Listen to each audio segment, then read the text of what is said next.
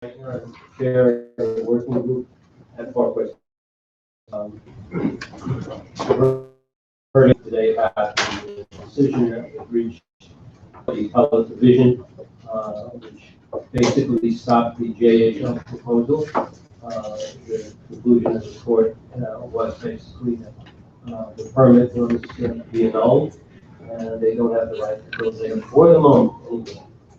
So first, before I say anything, I just want to thank the board for the support they've given to our group for the past, I don't know, 7 years that this struggle has gone on. Submitted it at the time on the weeds of the decision. I can instead take this time to talk about 3 messages I think that the decision sends.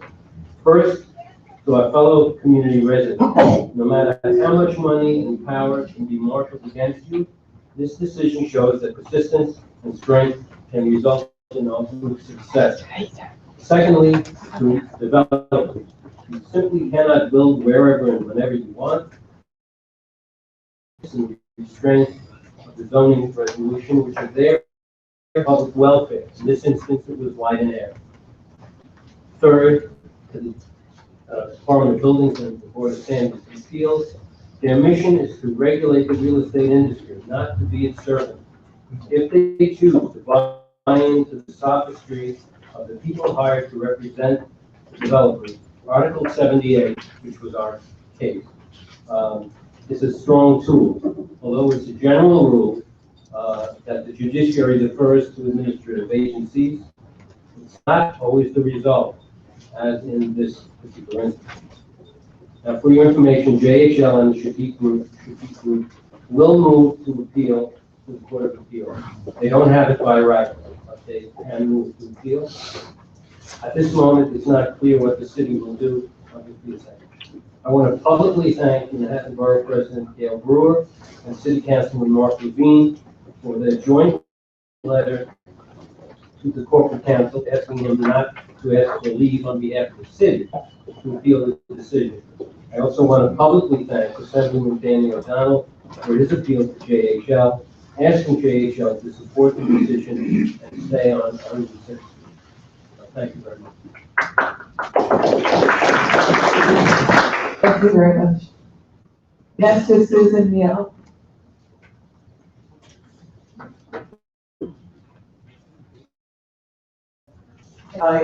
Lisa McNulty. At the last meeting, I talked about charter revision. We didn't win that one. But there is part of the charter revision that did pass that I think everyone needs to keep their eyes on. And that's this 1984 concept of a civic engagement commission. You need to keep watch on that because there's going to be a director. He's already put out the RFP, if you will, or they're going to be interviewing for $165,000 to figure out how to have civic engagement. So that's my first point. The second point is the same thing that I said last time, but I want to make it and underline here carefully. Good government starts at the bottom. Streets, roads, drains, garbage collection. That is not happening in the city of New York. The city over the last 8 years has gotten dirtier and less maintained. Maintaining the city requires people, and people should not be fired from these positions. It is time to hold the mayor accountable for the filthy streets, the filthy sidewalks, and the smelly drains. And Helen, they do smell. They smell like New Orleans.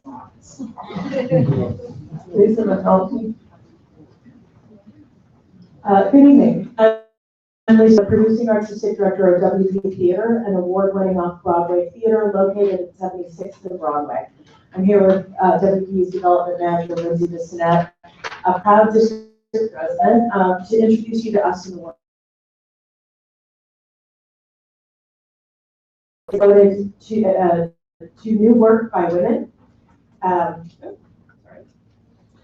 and trans theater artists, and we're celebrating both our 4th year at our Upper West Side location and our 40th anniversary of supporting women artists in theater. We're incredibly proud to be the only producing theater on the Upper West Side and are committed members of the West Side community. We love our location, and Fairway, we're on Grocery Row, and are so excited to find more ways to connect with all of you and our local audience, which we know are among the most committed and enthusiastic theater goers in the city. We produce a full season of critically acclaimed work on the award possible, and we can't wait to share it all with you. Please feel free to grab either of us after the meeting to hear more. Particularly, we have a show running right now. Pick up the season brochure if you don't already have one. And we look forward to getting to know you all better as we continue to come to these meetings. Thank you so much. Next will be William M. Denbush, who will cede time from two other people, so you'll have to speak for 3 minutes.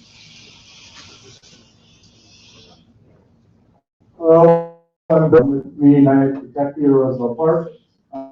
We are the ones who filed the Article 78 lawsuit against the American Museum of Natural History and the Department of Parks to say that the decision was arbitrary and capricious when they ruled. In essence, what we've asserted and what they have not denied is that they set aside the entirety of the park, which means that if they build this project, they will not have to go through any further review. And so we are not seeking this stuff. We are asking them that they go through the proper process, which would be ULURP, and then ULURP again. As Dan mentioned, there's a graduate school there, so we think it's important that they go through the proper process and there's the maximum accountability. We got wind that they were considering taking down the 7 canopy trees while these matters of law are being considered. We're looking at a December timeline for a decision. So we stepped in, we filed, and we received a temporary the December 11th deadline. They promptly repealed that, and the long and short of that is that they failed on appeal to get it vacated, but they can't continue interior construction as we've never asserted that they cannot. What's very important to realize is that this is about the entirety of the park. It's not about the 4 acre. The judge repeatedly prompted them to ask them if it was not about the entirety of the park. They refused because they cannot. They cannot say that because that is the basis by which they do not have to go through ULURP. And I know you smarties out there are saying, well, what about the planetarium? Wouldn't that have had to go through ULURP? No, in fact, the reason that case was lost on the community side is because that was not that side. There was no additional land. That's actually part of the judge's rule. And also, that would be restricted. Well, in fact, our attorney was the same attorney on that, and that actually backed off. Up. So that's at stake. We're not saying about, we're saying you need to go through the proper process. This isn't really environmental or land use state. So I appreciate your time, and I really appreciate the chair allowing me to combine times, and we just want to give you guys an update. And we hope to prevail, but it's, we shall see. So thank you very much. Next will be Peter Ernsten, followed by Alaya Maya.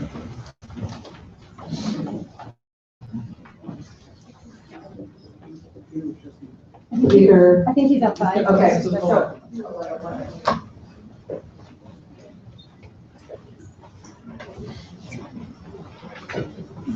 Thank you. Thank you, Roberta, for inviting me here to speak about Verdi Square. I live on the Upper West Side for 25 years, and I take an early morning walk and walk through Verdi Square every morning, and love that park, and have watched it, unfortunately, almost nearly deteriorate. And so excited this summer to form a friends group. Lucky that I have some wonderful people joined the board, and we are forming a 501c3. And some wonderful people from the Parks Department have encouraged me and encouraged us, Ian Kavanaugh and others, and also Linda Rosenthal and Helen Rosenthal's offices, and others involved in community efforts. So we have an event this coming Sunday, November 11th, from 11 to 3 in the park. It's really kind of like a soft lunch of the group. And we're looking for volunteers and can help with any aspect of advocacy, fundraising, gardening. So, thank you. Can I say something about that? I just want to suggest, if you haven't done yet, the contact the Partnership for Parks. I have. Because I just graduated from the fellowship, and it's great information, and I'm glad to share the information with you. On Sunday? 11 to 3 on Sunday.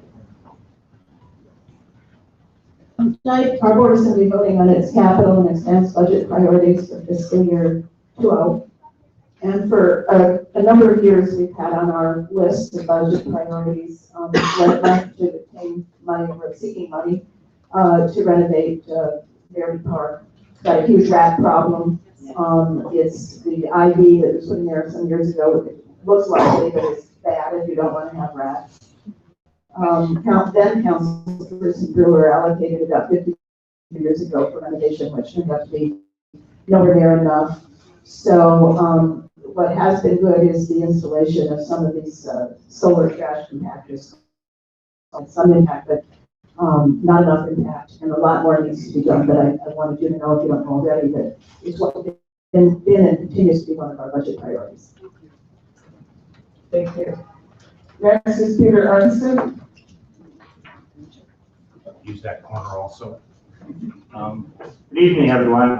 Peter Arnson with Columbus, Amsterdam. We're up at 96th Street. And tonight, and for the next couple of nights at Rotary World, they'll be celebrating Diwali outside the Festival of Lights from India and Nepal.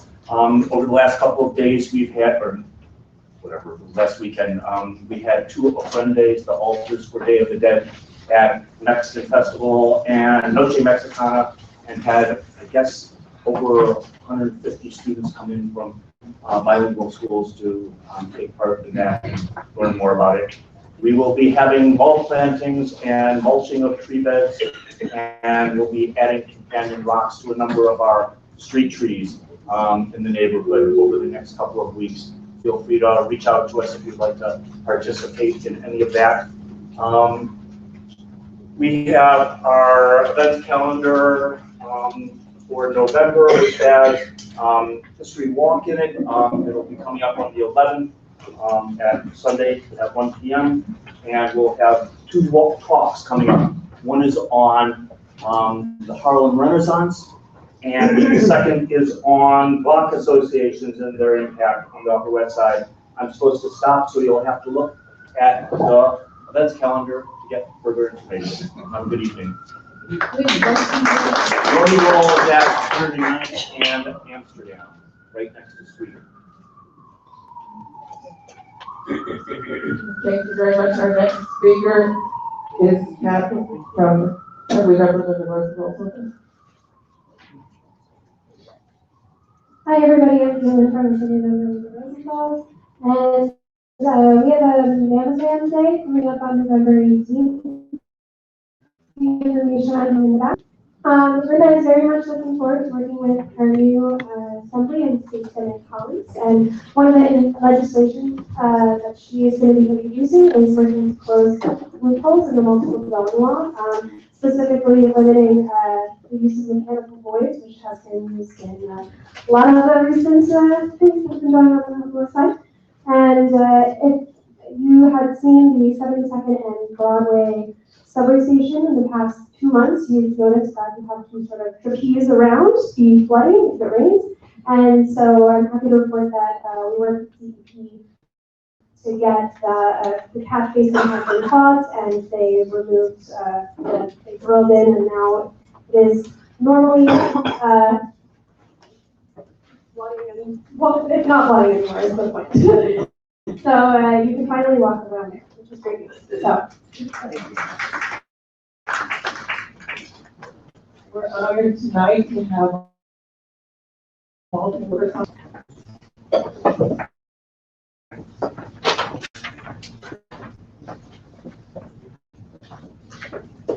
Good evening, everyone. Good evening. Our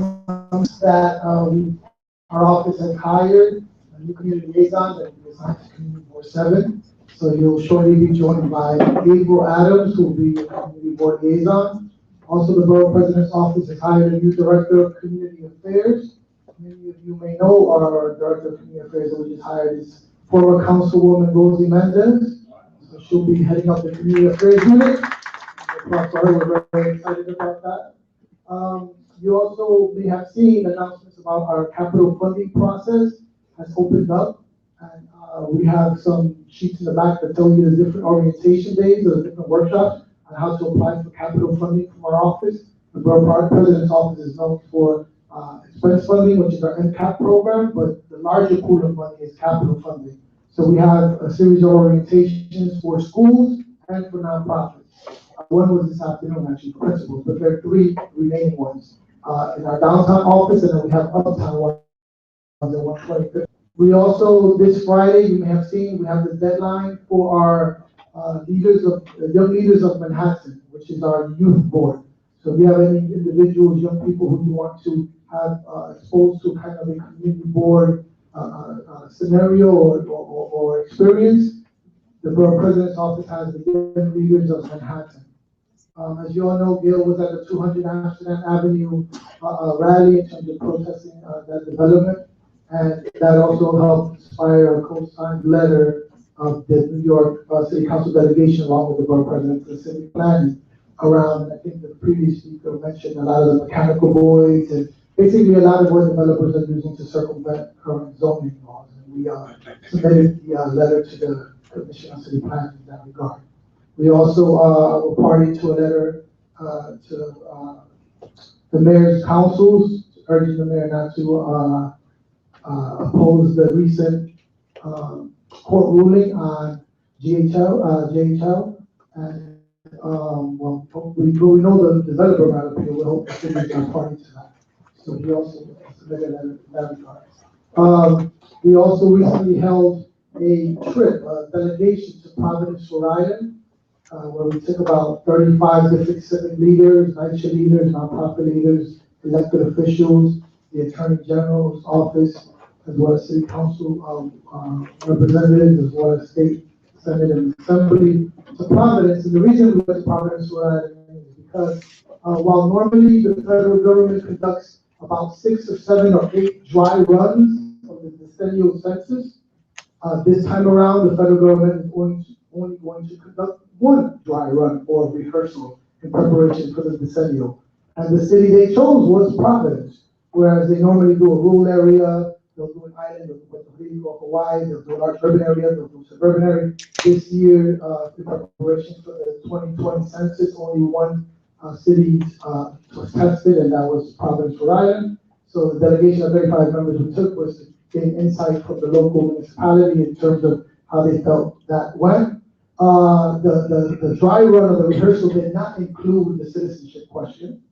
So while that's still up in the courts, it did not include the citizenship question. So we weren't able to get a sense of how the impact would be in terms of the question participation if the citizenship question was included. And it also, this time around in the 2020 census, they're going to go from paper, they're going to do a transition paperless. There will be online submissions. So we had lots of questions about cybersecurity and about internet accessibility and about just the response rate, what makes it think that the internet submission alone would accurate and fair and full count. So we're going to now, subsequent to that trip, take all of that information and help inform the line that Manhattan. And I know various are already contemplating forming some either task force or committee or group within their community boards to make sure that their community boards are completely ready to also convene a Manhattan complete count committee in anticipation for the 2020 census. For the last 70 years, which is the last 7 decades, we've managed to lose 1 congressional seat each decade. So our congressional deficit was 70 years ago, and we really hope not to lose another congressional member. Not to mention the billions of dollars that is attached to that in terms of us not billions of dollars from federal government if we are undercounted. So the stakes are high, the consequences of which we have to live with for another small. All hands are ensure a complete and fair count for the borough and New York City, the state, the whole country, for that matter. But we definitely, Gail was here, she says, I only care about Manhattan. We heard that before, but we definitely want to make sure that we involve everyone in that complete commitment. we look forward to getting it. First question. Thank you. Thank you. We're all still trying to digest the results of the ballot initiatives from yesterday. The question that I would put to you today is, will we still be able to have the training and the support for a president's office, and is there a timeline when that's going to expire? Because especially in the end, we have very complete and very detailed trainings for our members, both new and continuing. And that's a real asset to ourselves, to our communities, and to fellow board members. So I'm wondering, is there a plan, and how do we, what can we do to make sure that continues? The whole issue about the ballot is a very sore spot, as you can imagine, for our office. Yes, you can still count on our office. In the fall, you'll soon receive announcement of the community board leadership, which is a series of 15 different courses from the workshops, from land use, landmarks, open data, parliamentary resolution writing. So we will continue that commitment. In the next 2 weeks or so, you'll also see that we'll launch our online community board application process. So we'll continue that. We hope that more, that the ballot initiatives and the results mean that people honestly want to bring the resources and the support to the table to help community boards. If that happens, we're happy. We want community boards to be well-resourced, well-supported, and respected for the work that's done. And whether it's with the commission or whether it's without it, and doing the support and technical assistance in our office has been, rightly doing and happy to do. Thank you so much. We appreciate all Gail's hard work. We're next going to call on. Just had a quick question. Could you just outline, so if Gail's not coming tonight, could you outline for the board and for the community just exactly what the vote on number 3 means for board members in terms of term limits and expirations and that sort of thing? If you notice from reading the ballot language, on at least the ballot proposal number 2 and ballot proposal number 3, they were notoriously vague. So I can't really tell you that we can inform more. I mean, it's supposed to be 8 years total, 4 2-year terms. Don't know if that's to begin. It's doubtful that it's going to begin with this 2019 appointments.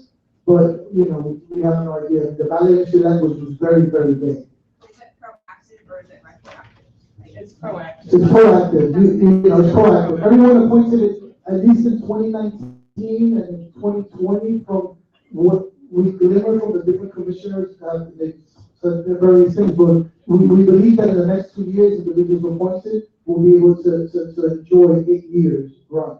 And then the idea is that you have to sit out a term, and then you can be considered again, although we don't know that policy, because why sit around 2 years and think that they're going to sit around waiting for you to call them 2 years later. Thank you so much. Just a footnote to that. My reading of it is that if you're reappointed in 2019, you get 4 additional terms. If you're reappointed in 2020, you get 5 additional terms. And the reason is that they wanted to stagger the expiration. So keep experienced people. And All right, but I think we'll find out soon enough. Thank you all so much. Alan, Valerio, and Shira Marnell from the district attorney. No.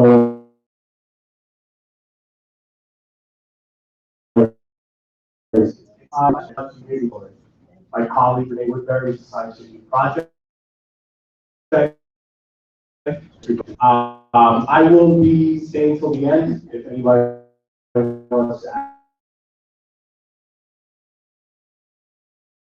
This time there are now, but the second slide is going to speak a little bit about the work that our office is doing back there. Thank you. Hi everyone, good evening. My name is Shira Arnold. I'm an assistant district attorney here in the New York County District Attorney's Office. One of the things that I do is work in the sex crimes unit in our office. So in addition to regular street crimes, there are a few ADAs like myself who also work on sexual violence and those kinds of crimes. The reason that I'm here is because we wanted to let all of you know that the best thing that we can do to combat this on the street, or whether it's in the workplace, is to call and to report sexual violence when it happens. We have a hotline. I had hoped that we would have some flyers here that would have the number, but I don't think the flyers have made it. So I'm going to give everyone the number if you want to write it down. We can post it on our website. Great, that's even better. When you call that, it's always checked. We used to get through that hotline, and this is people who may not want to go directly to the police department. We used to get around 30 phone calls a year. After Me Too started, we now get around 100 phone calls every month. So there are obviously people who are struggling with this, whether it is something more public that's in the street, like I said, or something in the workplace, which is obviously a big issue because there are power dynamics in the workplace, and it's a lot harder for people to be able to speak up about it. When you report, obviously you can go to a police precinct, you can call 911 if it's an emergency. If you go to the police department, eventually you'll be routed to a detective in the special victims unit. Those detectives in that squad are specially trained to talk to victims of sexual crimes. But you can also go through our office, like I said, by calling that hotline. One of the things that we find, and this is very important, is that victims often have a lot of misconceptions about what is a crime, what isn't a crime, what the statute of limitations are, what we can, what we can't do for them. But we're always able to listen, and we're always able to give some answers, and that sometimes can go a long way. And we have great counseling services in our office. We can help with safety plans if that's needed. We can help to provide social workers if that's needed. And also, if there's something that isn't necessarily a crime that we can prosecute, if it's something that happens in the workplace, maybe there are civil implications, and we can help direct a person to the right resources for that. So please know that we're here and that we often go to communities, to board meetings like this, to classrooms, high school, middle school even. We go to businesses or offices, and we give more detailed presentations on some of the things that come up. Like, for example, with middle schoolers, we talk about bullying, and we talk about sexual violence that happens over text. When we go into high schools, we obviously elevate that a little bit to the things that high schoolers face. But we go into workplaces all the time, and we do presentations in more detail. So if that's something that is of interest, please contact our office, and I'll give the hotline information to you afterward. Thank you very much. I'd like to call on Captain Mallon, the precinct. Well,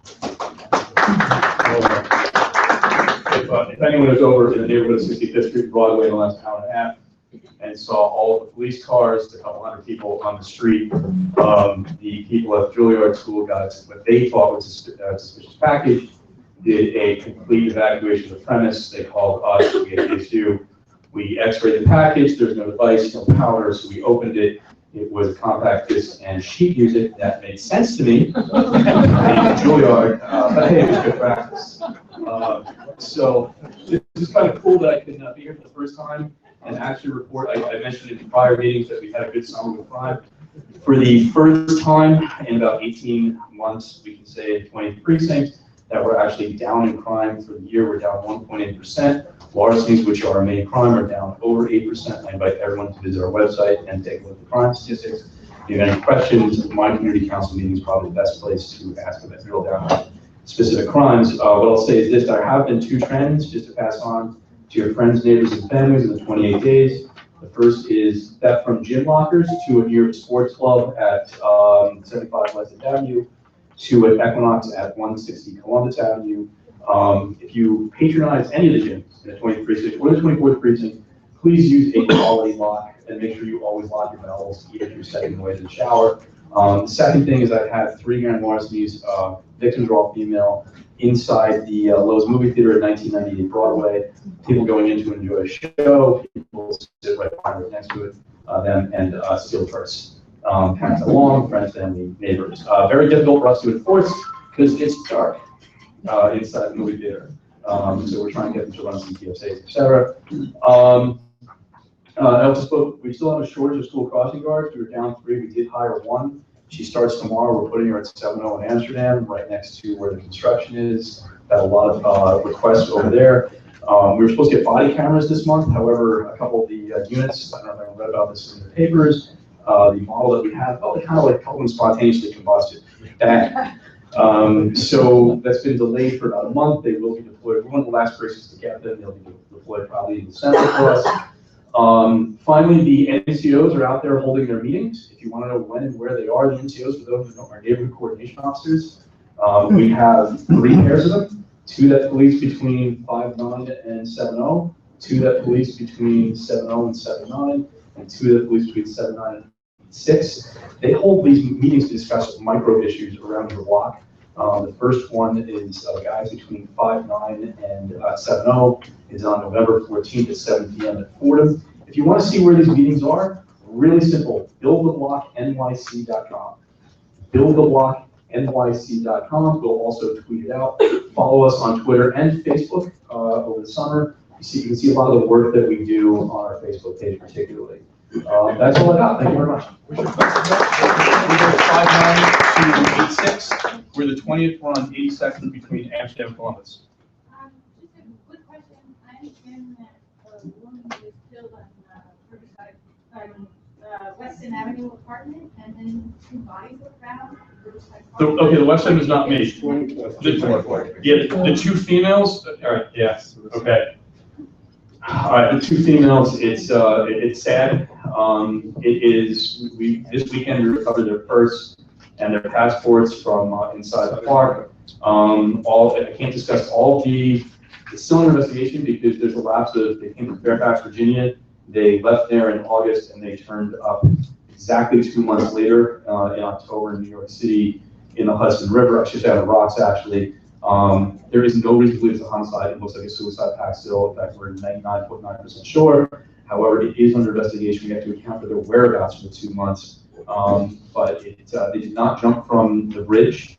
They either went into the water together or went off the pier, and they drowned. The cause of death from the ME was indeed drowning. So there's a lot under still investigation, but not a homicide this time. Thank you so much. Next is Liam Gilligan from Assembly-Member O'Donnell's office. Hello, everyone. I just want to be pretty quick. Sorry, I just want to plug 2 things. The first is next Thursday at Bloomingdale Library. We are hosting a seminar about financial security, specifically aimed at seniors. We'll have speakers from the AG's office, Live on New York, the NYPD, and some other speakers that should be announced later once we get them confirmed. And that will be covering everything from IRS scam calls to ATM skimmers to general cyber security, password security. If you have any more questions about that event, please feel free to contact our office. Second thing is over the back, I have some copies of the letters that Danny sent to the mayor and JHL about the 97th Street project and about the recent appellate court decision. I don't want to get too much into the details of the letter, but Danny's always going to oppose the project and applaud the appellate court decision. So that's that. If you have any questions or concerns or ideas about the next legislative session, things should get interesting now with the Democrats actually control the Senate. Please feel free to contact our office. Thank you. Thanks so much for listening. Next is David Moore from State Senator, State Toronto's office.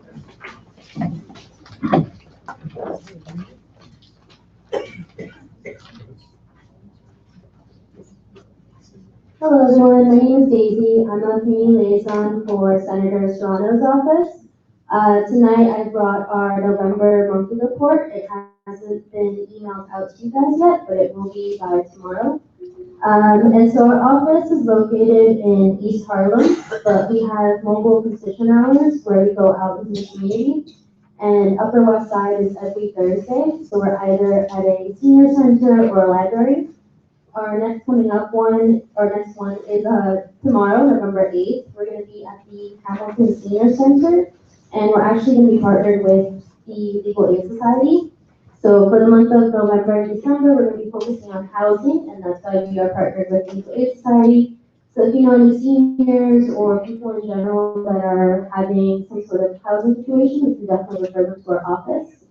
And lastly, as of November 16th, I will no longer be at the senator's office. My coworker, Sadia, is going to be taking over. She sprained her ankle, so she wasn't able to be here today, but I just want to let you guys know. Where are you going? I'm going to get the consulate through. In Lima or here? No, here. Next is Carolyn Westphal from State Senator Brad. Hi, I'm Caroline, from State Senator Brad Wyman's office. You guys have a long agenda, so I'll try to be quick. We have a couple of events coming up. We have one about fighting for the future of rent regulations and tenants' rights. On November 28th, we're co-sponsoring it with New York State Controller Scott Stringer. So you all might know that the rent laws are up for renewal next year in Albany. So in anticipation of that, we're having this event. So it should be really interesting, and there are flyers outside if you want to grab one. We're also having a November 30th flu shot event, so you can get free flu shots in our office, which is at 26th and 8th Avenue. If you pick up a copy of the community board report, there's more details inside. And finally, as previous speakers have said, Democrats are now in the majority in the state Senate, which is a big deal. Hopefully, we can start working on some progressive legislation. Thank you.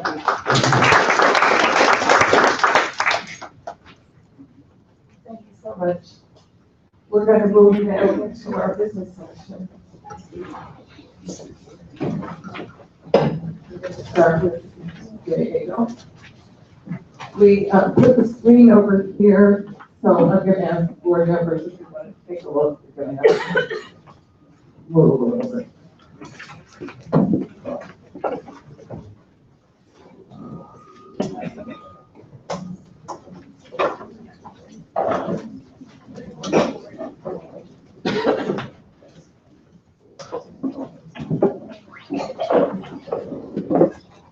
The first resolution is at 66 West 77th Street. There are two vacant locations in the building, the one on the left. It's where Isabella was, and the one on the right is so two empty retail spaces. The application is to put in an ADA accessible ramp, which actually will service both the restaurant, when a new restaurant comes in, as well as a new retail store. That's just another view of Columbus Avenue, looking towards 77th Street location. This is a diagram of what the ramp will look like. They actually are moving the door in the retail space so that the ramp can service both locations. The proposed ramp was black metal with black tubular railing. The committee felt that a concrete ramp would be more appropriate and more in keeping with the size of the building. The applicant actually agreed and indicated to us that he would take that to the owner when they finalize their design. These ADA accessible ramps obviously are not the most aesthetically pleasing thing in the world, but they're absolutely necessary. And the committee felt that it was reasonably appropriate, and we voted to approve it. Call the question. In favor? 1, 2, 3, 4, 5, 6, 7, 8, 9, 10, 11, 12, 13, 14, 15, 16, 17, 18, 19, 20, 21, 22, 23, 24, 25, 26, 27, 28, 29, 30, 31, 32, 33, 34. No. Abstentions? 34. Okay. The next resolution is also an ADA accessible ramp. This is at the Belmore on 86th Street. It's inside the entrance on the west archway. If you know the building, has two entrances on 86, both with archway.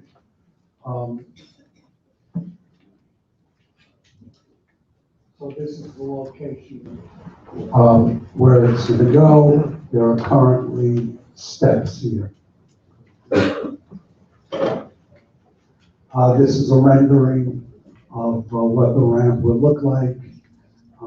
The Belmore is an individual landmark, so it's before you for review. It's also a concrete ramp with bluestone steps and a simple bronze railing. We felt it was appropriate and voted to approve. Any questions? Yes. On this and the other one, what's the width in terms of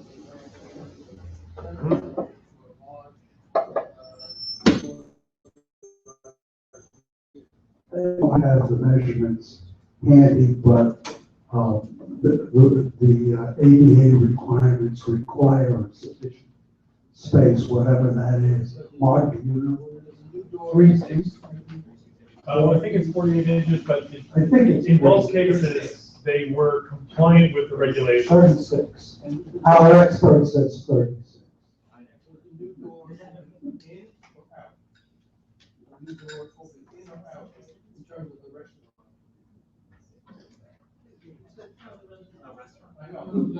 Oh, you're talking about the other way? I believe it opens in.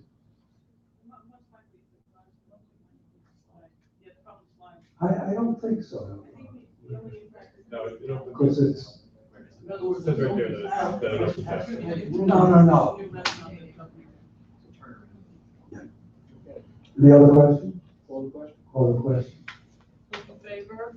1, 2, 3, 4, 5, 6, 7, 8, 9, 10, 11, 12, 13, 14, 15, 16, 17, 18, 19, 20, 21, 22, 23, 24, 25, 26, 27, 28, 29, 30, 31, 32, 33. All those opposed? All those abstentions? Abstaining?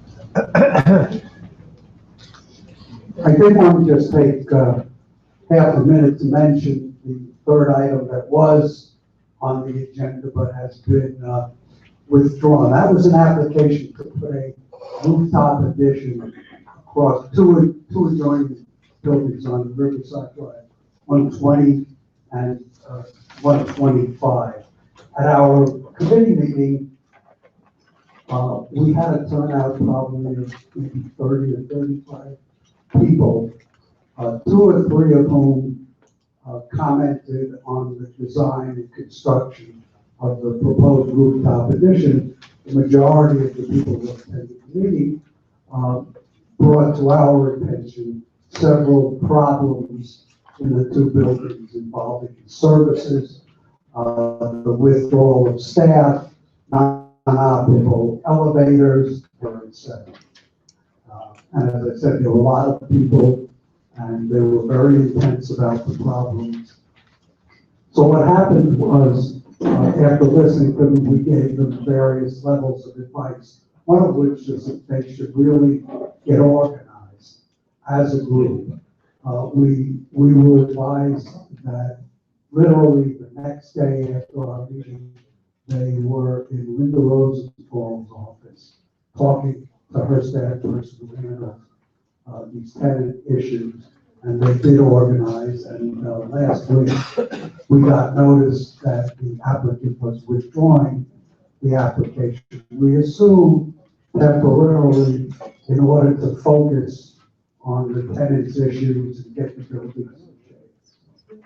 We were pleased about that. We did, at our meeting, disapprove the application, and hopefully if they return in the future, they'll take our criticism.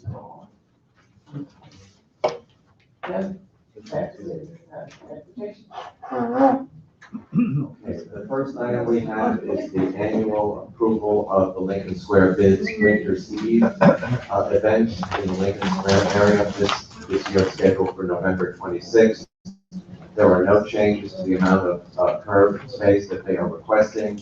They have already checked in with DOT and the bus division of New York City Transit, and everybody is thus on board with it. We were fine with it. Are there any questions about Winter's Eve? Those in favor? 1, 2, 3, 4, 5, 6, 7, 8, 9, 10, 11, 12, 13, 14, 15, 16, 17, 18, 19, 20, 21, 22, 24, 25, 26, 27, 28, 30, 31, 32, 33, 34. Any no's? Opposed? Any abstentions? Okay, the next two are, of appropriateness,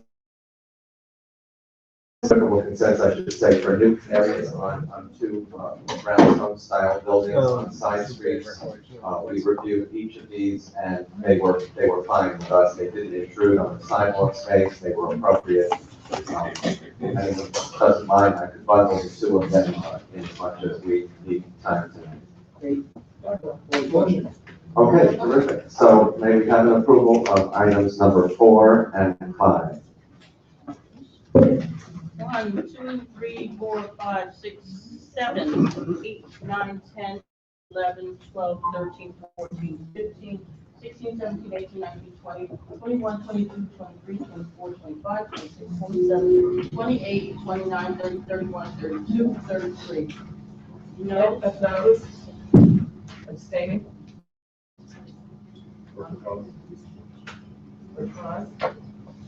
Not plus. Abstaining is one thing, but plus is another. Right, another plus.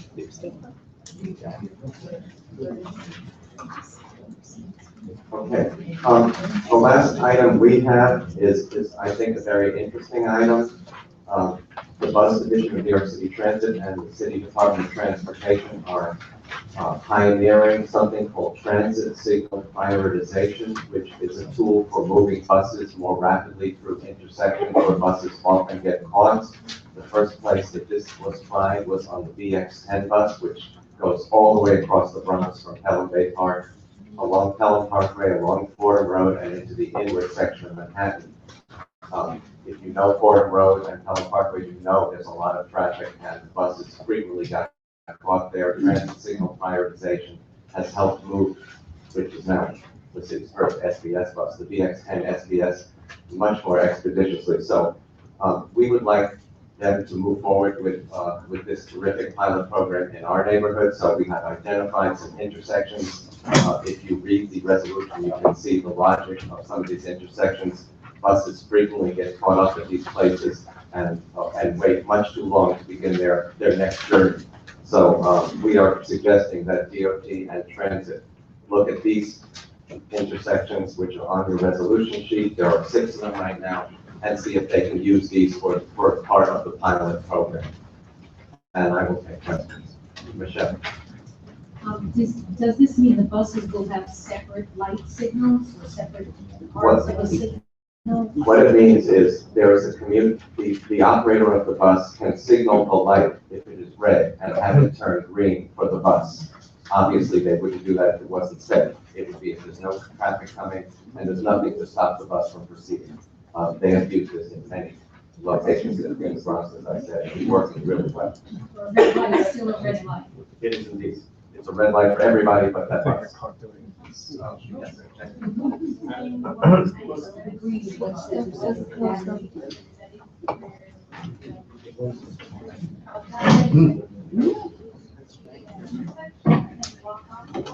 Sure.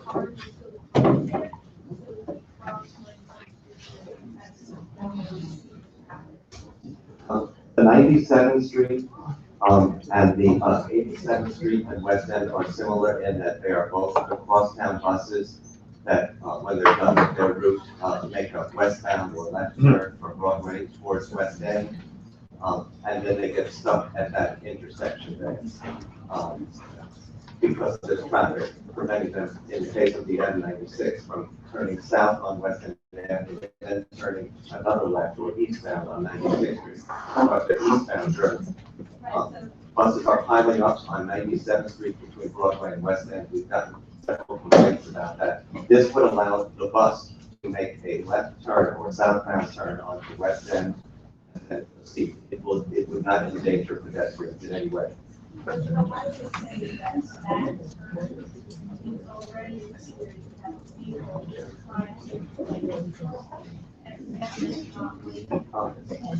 could just say, that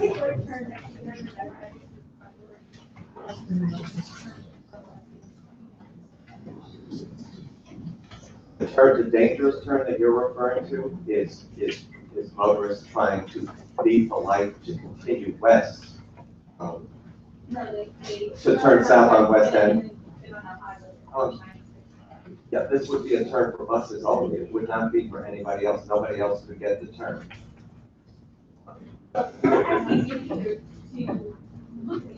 Yes, absolutely. And they would have the final say. Absolutely. I think there's another hand way over there. Are these intersections in order of priority, or? They are not. They're not. Do you guys have particular priority for different intersections? No, we think there's something good about each of these in terms of speeding up the buses. We would ask DOT and Transit to look at all of them in a package, not say, we think this one is more important than this one.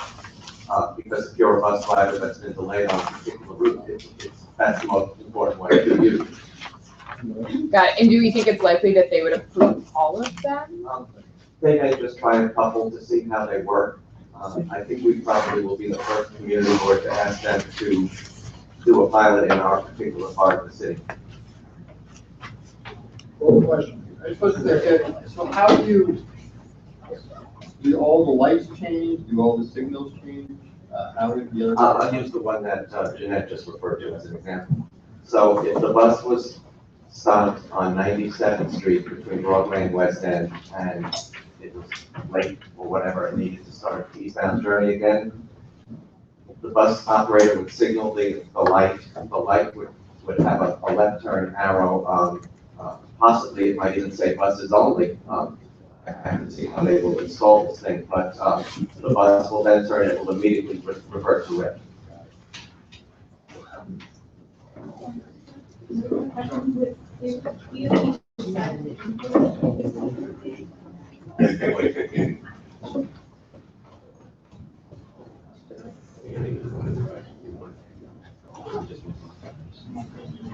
I'm sorry, time, our chair says we should move on, so can we have an approval? Sorry. Okay, yeah, a question is called. All those in favor? 1, 2, 3, 4, 5, 6, 7, 8, 9, 10, 11, 12, 13, 14, 15, 16, 17, 18, 19, 20, 21, 22, 23, 24, 25, 26, 27, 28, 29, 30, 31, 32, 33, 34, 35. Any opposed? No? Abstention? Thank you all.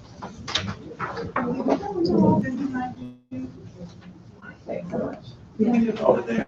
Yeah, no problem. That would be great.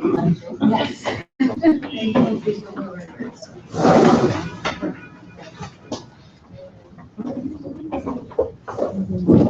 Maybe behind you, one's up there. Joined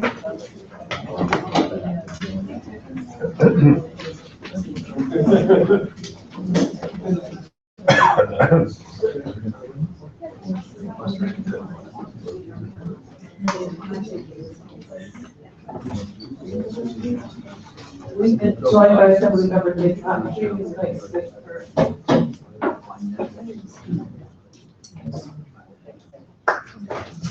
Thank you. Good evening. I don't know which way to take. Some good things have happened. Our Congressman Jerry Nadler will now be a member of the majority in the House. And will likely be the chair of the Judiciary Committee. Pretty good. Our various state senators, Brad Hoylman, our newly elected Senator Robert Jackson, will be members of the majority party in the state Senate. We haven't had a real Democratic majority in the state Senate except for 2 years in 09-10, and they had some problems. In 1965, we had a Democratic majority in the Senate for 1 year. There's been a couple of 2 or 3 year spots going back into the 1930s. By the way, if anyone wants to know, I was not even born then. I wasn't in the assembly. But there's going to be like 38 or 39, maybe 40 Democrats in the Senate out of 63. The last time there was that high a percentage of Democrats in the state Senate, it was following the 1912 election. So 1913 and 14, they had a bigger majority. So this is a big deal. I'm sorry, more than sorry, that on election day, the propositions 2 and 3 passed. I think they will do real damage to our community boards. The city council has a new charter revision commission that will be making proposals. Whether that commission can undo some of this damage, we'll see. The Democratic majority in the state Senate opens up some real possibilities. Forever, we've all of us elected officials have been coming to meetings saying, we passed this historic bill in the Assembly, but it's not going anywhere in the Senate. That's going to change in January. Bills to strengthen the rent laws and tenants' rights are going to have a real chance to pass in the state Senate. In this community, we've seen some real problems with zoning, the problem of super tall buildings, and the problem of developers putting together, really convoluted building zoning lots and using that as a gimmick to create more FAR for their site than any ordinary person would have thought possible.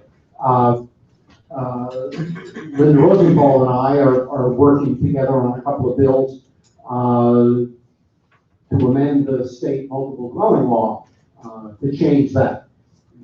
In this past year, the last many years, that would have had no prospects in the state Senate. That is now different. My New York Health Act to create single-payer health coverage. There is now much more than a majority of members of the state Senate who have either been co-sponsors of that bill, or in one case, a new senator who voted for the bill in the Assembly, and many of the new members campaigned saying they would sponsor the single-payer bill. They are now a very hefty majority in the state Senate. Our laws on campaign finance and voting in New York State are among the worst in the country. We now have a shot at I've been saying that, we've seen stories in other states about how outrageous it is that they are trying to reduce the number of days for early voting. Here in New York, because we don't have early voting. Hopefully that will change. The Reproductive Health Act, to strengthen our law on abortion, to make it more available and more regulated like ordinary medical care, has passed the Assembly many times. It will now pass the Senate, and my bill known as GENDA, the Gender Expression Non-Discrimination Act, which would extend the human rights law to protect transgender people. Again, has passed the Assembly many, many times, is now expected to pass the State Senate. So there's a lot of good things that we can expect to happen in the coming years. That's what I wanted to talk about. If you want me to take questions, I'd be happy to. You want to call on people?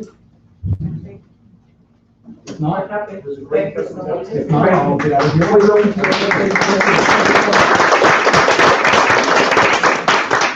Now we go back to our business session. Okay, so our first item on the agenda is 768 Amsterdam Avenue, Guacamole Restaurant Corporation. We had a pre-meeting with this item. When they came to the initial meeting, they were not prepared to proceed. We invited them to the pre-meeting, but they were not here to the pre-meeting. So we had no choice right now to disapprove this application. And they are welcome to come to the next meeting. We're here. We weren't invited to the pre-meeting, and they just said to send this amended document, and we did, and we sent it to you guys like a month ago, right after that meeting. I've been in touch with the community board back and forth, and they just said to send this. There was no other pre-meeting, or we wouldn't have missed it, because he's very interested in adding these amenities to the guest profiles. In the agenda online? Yeah, well, we appreciate that, but unfortunately, we, as a committee, we were on the impression that we had to the pre-meeting.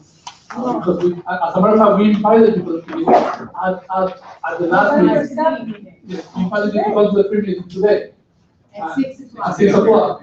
There's a I thought it was the meeting. We've been here. He was here. We see that you've been here. Well, no, he was here. No, 6 o'clock. Not at 6 o'clock. No, 6 o'clock. So, I didn't understand. I didn't get it. anyhow, you can apply, you can come to the next meeting. Next meeting, Wednesday, November 14th. Wednesday, November 14th. But contact the office about it. Okay, what time? Wait, what time? 7 o'clock. Okay, Wednesday, November. Make sure that they're on the agenda. Yes, sir. Okay. Talk to John Martinez, please. He's Okay. our SLA man. Okay. All right, thank you. Okay, so this is a disapproval, so all those in favor? What is the proposal? Disapproving 7. I just feel bad for these guys. They've been waiting for hours. No, They didn't know. We have been waiting.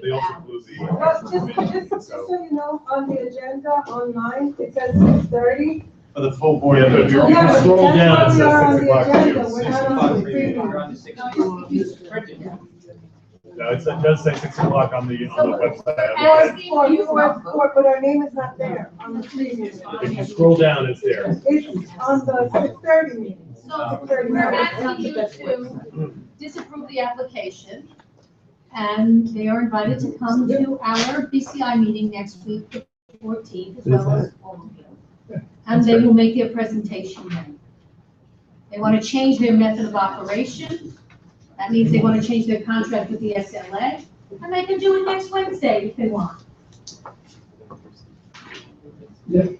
Is there some reason we're not tabling this instead of this? That's what I was gonna ask. Yes. Yes, We're gonna deadline. because we must tell the SLA what we've done. Resolution is here, the SLA wants to know what the resolution is. This is the second time they've announced it here. We need to tell the SLA. The resolution describes the reason. Yes, it will describe the reason. Yeah. It is on the website, it is there, it's here. So what I was also gonna say is, we don't have an application in here. So what are you gonna tell the SLA? So we'll just go into the university? We were waiting because we didn't want to do it without the community board's support. So we were hoping to get it tonight so that we could file an application. We haven't filed anything. We're asking you to disapprove the application that they propose Well, what to application? submit, that you will propose to submit to change your method of operation.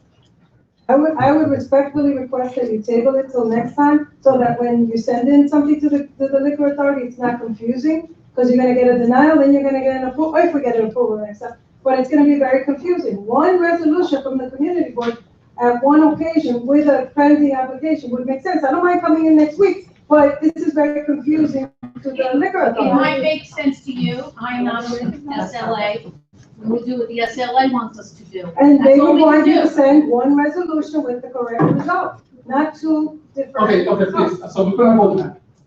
Okay, all those in favor? Disapproving All those approving? resolution to change the method of And operation. if we like what they're saying and agree with We were all tabling, here then at 6 o'clock waiting for them. They didn't come. They knew about it. At the last BCI meeting, they were not prepared. Right. We asked them to come early. They're not prepared or here. We got them 2 chances. We were all here on time. All of us on BCI They were were all waiting here for at that. 6 o'clock. We were here. We took time out of our day to be here early. And it's been on. They were not here. They're still gonna have a Notice was chance. called. If you're not in agreement, vote no. All those in favor to Disapprove. without, right. Without prejudice. Without prejudice. This was a, Without prejudice. 1, 2, 3, 4, 5, 6, 7, 8, 9, 10, 11, 12, 13, 14, 15, 16, 17, 18, 19, 20, 21, 22, 23, 24, 25. anybody against? All those opposed? Opposed? All those All abstaining? abstaining? 1, 2, 3, 4, 5, 6, 7, 8, 9. Okay, so moving on. Next on the agenda is the, also about the new application to the SLA to your licenses. At the committee meeting, there was no opposition to any of this, and we approved them all. So any questions? So for the questions, so those in favor? 1, 2, 3, 4, 5, 6, 7, 8, 9, 10, 11, 12, 13, 14, 15, 16, 17, 18, 19, 20, 21, 22, 23, 24, 25, 26, 27, 28, 29, 30, 31, 32, 33. Anybody opposed? Anybody abstaining? Okay. So next on the agenda, number 9 is a vote of the renewal application for unemployed sidewalk cafes. Again, at the committee meeting, there was no opposition to any of these applications. Yes, right. There was only on the, one error on the agenda, under 208 Columbus Avenue. It says that there's 19 tables at 56.6. It's actually 7 tables at 96. Also, number 10 is also a, for the closed sidewalk cafe renewal. It was separate because we invited them to the pre-meeting. And they came. And they came. Why not? At the meeting, at the regular meeting, there was a question as to the diagram, the plan for the seating arrangement. And they were planning on doing, or changing what they had. At this point, they have, decided to proceed with the original plan, and they don't make a modification. And so we approved it at the pre-meeting, so I propose to vote on 9 and 10. Any questions? Yes? Yes? Mm-hmm. My impression is that area is huge, that they have in town. They need that entire area, but I rarely see city. For most of our sidewalk, unemployed sidewalk cafes, that get approved are also 9 feet the width of the business. So that's why it just seems to be huge. So that's not unusual. They meet the length because they have a long business. Correct. Yes. If their frontage is one that qualifies it and only goes out to 9 feet from the, and also that has to be 25 foot wide street. In general, somebody applies for configuration. Excuse me, please, let's listen to the person speaking. In general, all these restaurants have applied to get a permit. Is there any follow-up as to the fact that they are maintaining their distance? Or, because I've noticed a lot of times, I've been in the neighborhood 50 years. A lot of times, they get approval, and they just go and they extend, and no one follows up on it. But honestly, that can happen on occasion, but BCA is in charge of, and basically, once people complain, the only places that complain, BCA checks and doesn't have to fines. Maybe we're gonna stay on the question. I was gonna suggest that we speak after it comes to. Okay, so, those in favor? I don't say together. 1, 2, 3, 4, 5, 6, 7, 8, 9, 10, 11, 12, 13, 14, 15, 16, 17, 18, 19, 20, 21, 22, 23, 24, 25, 26, 27, 28, 29, 30, 31, 32, 33, 33. Okay, anybody opposed? Abstain? Wait. No, this one of the items. Okay. 430 Amsterdam, I staying with the comment. 440 Amsterdam.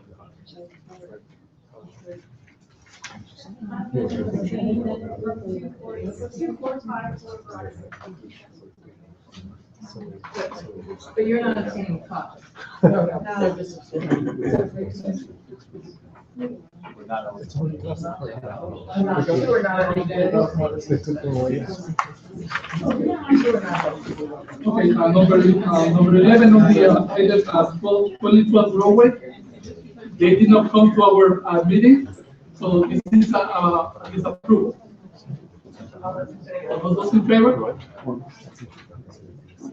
1, 2, 3, 4, 5, 6, 7, 8, 9, 10, 11, 12, 13, 14, 15, 16, 17, 18, 19, 20, 21, 22, 23, 24, 25, 26, 27, 28, 29, 30, 31, 32, 33, 34. No. Anybody opposed? Anybody abstaining? Okay.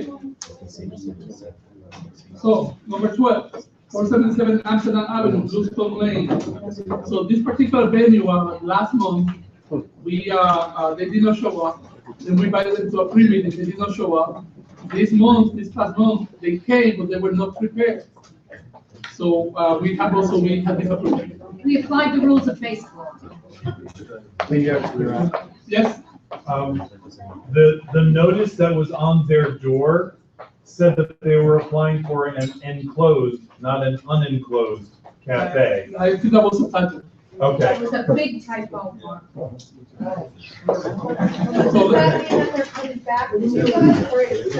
Their application actually expired on the 3rd of this month. I just want to put it on record that they have extended their space to the point where you cannot get past the sidewalk with a wheelchair or a stroller. I mean, and they're serving people outside if they're confined. They're servicing. With hot coffee. It's very dangerous. I think they may come to the next committee meeting on the 14th. We had a huge discussion with the community board because there were so many complaints. Of course, we suggested call 311 as well. And the community board actually called BCA, and they were given notice that they were fined, and they started to pull everything in. And I was there actually when one of the wheelchairs, an automatic wheelchair could not get through, and I looked at the manager and I said, you see what you're doing, not only have you pulled out 2 feet more than your neighbor, you're not supposed to, well, I didn't know. I said, no, you don't. So he came to committee, we explained it to him. He said, oh, we didn't know anything. I said, we said, where are your floor plans? Didn't have them. So this has been, they inherited an extension of sidewalk cafe. Now it's going to stop and they're gonna come back. But we think they want to be a better neighbor. Yeah, but It just seems to be taking a little. Yes, Mark. Yeah, okay, well, that's good. And just to amplify what Linda was saying, they break with our usual tradition. They actually wrap around the side street, which we usually don't approve. So any complaint about our requiring them to have a service alley within the cafe is very poorly taken in this case. Yeah, they've ignored big there. So let's go, Richard, you have two hands. Yeah, I just proceed another procedure. I don't know why we don't disagree this on the merits. We are Not disapproving this one. because they didn't show up. Correct.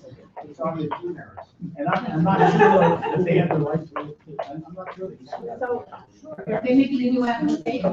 Yeah, they may do all that. Okay, Ethel, last word. I just wanted to understand, and following up on what was just said, when I vote no, the disapproval, we are disapproving on the merits. We are not disapproving that they didn't come or whatever. There has to be some clarification. Thank you. That's why we're disapproving. Yes. Thank you. Unlike the previous one. Okay, all those in favor? On All disapproval. the merits. 5, 6, 7, 8, 9, 10, 11, 12, 13, 14, 15, 16, 17, 18, 19, 20, 21, 22, 23, 24, 25, 26, 27, 28, 29, 30, 31, 32, 33, 34. Thank you. Thank you. Thank you. Any opposed? Any opposed? Abstentions? Okay, next up is the,